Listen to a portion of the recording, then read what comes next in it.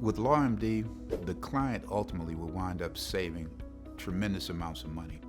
It used to be that the attorneys paid for everything. The client would come up, we wouldn't know whether or not there was a case or not. We'd have to spend $3,000 to get the medical records. We'd have to spend another $3,000 in order to get an expert to review the case.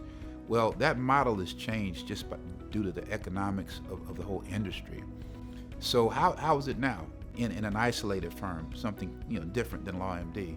Right now, the cost for the initial look-see to see whether or not there's a case, I pass that on to the potential client.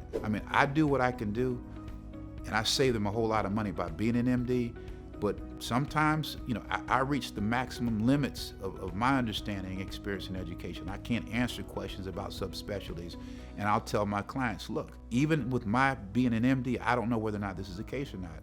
And I'm not willing to risk paying $4,000, $5,000 to find out.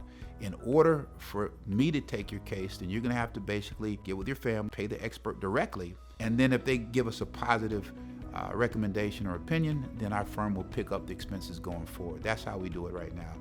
Think about it, with LawMD, I can tell the same person, it won't cost you any extra money. I'm gonna call a urologist that's affiliated with LawMD. They're gonna give me the first look-see. It's not gonna cost you anything. And that's one of the distinctions that I see with LawMD. I see them attracting people who have actually litigated.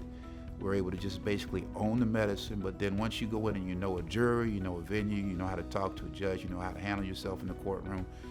You're getting everything here with the LawMD, all right? You're getting everything.